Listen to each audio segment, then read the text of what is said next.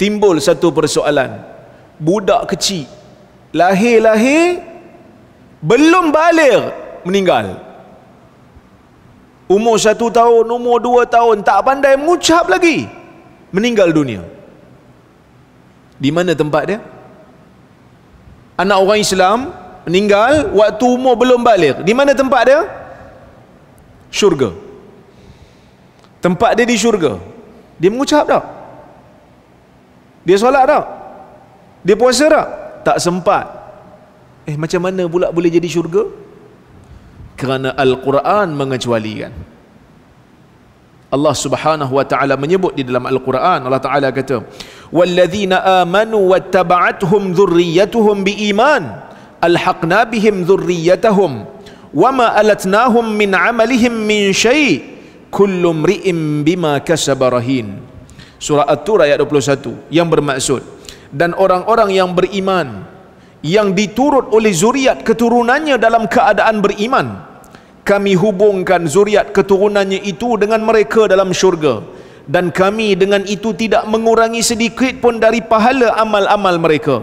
Tiap-tiap seorang mereka terikat dengan amalan yang dikerjakan. Allah Ta'ala sebut, mana-mana orang yang masuk syurga, anak dia meninggal dunia kecil. Anak dia meninggal dunia kecil, anak dia akan ikut dia di syurga, darjat tingkatan syurga yang sama. Dan Allah Ta'ala sebut juga, Allah Ta'ala kata, "Wama alatnahum min amalihim min syai'." Kami tidak kurangkan pun amalan mereka sesuatu apa pun. Maksudnya bukan Tuhan ambil pahala ayah dia bagi ke anak dia untuk anak dia masuk syurga. Tak. Tuhan tak ambil yang tu. Tuhan ambil anak dia ni sebab anak dia belum baligh. Anak dia masih belum dewasa. So anak dia tu akan ikut bapak dia. Walaupun anak dia tak cukup lagi amalan, belum cukup syarat 5 ni, belum cukup. Tapi ayat Quran ni bila kita faham hadis Nabi SAW ni hanya berkaitan dengan orang yang baligh sahaja. Tak ada kaitan dengan orang yang belum baligh. Yang mana orang belum baligh, kalau dia meninggal dunia, dia akan masuk ke dalam syurga Allah.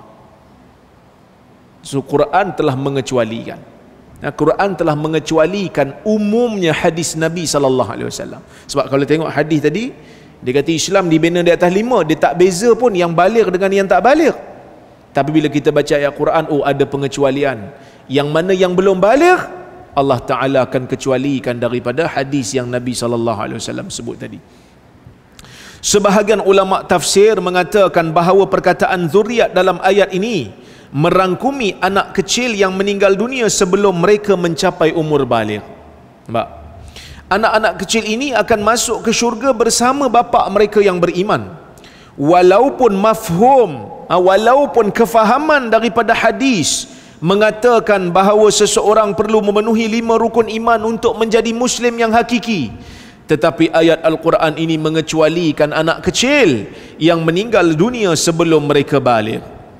Anak-anak ini tetap akan bersama ayah mereka di syurga walaupun mereka tidak mengucap syahadah dan memenuhi kesemua rukun Islam kerana mereka masih belum baligh. Boleh? Boleh tuan-tuan? Boleh faham? Jadi bila kita faham ayat, bila faham hadis, selari dengan ayat Quran, kita baca ayat ni, kita faham hadis yang sana tadi tu bukan maksud umum pada semua orang, hanya pada orang yang baligh. Orang yang belum baligh yang meninggal dunia dikecualikan daripada hadis tu. Mana hang tahu ada pengecualian? Quran bagi tahu. Quran bagi tahu. Quran telah mengecualikan sebahagiannya. Okey?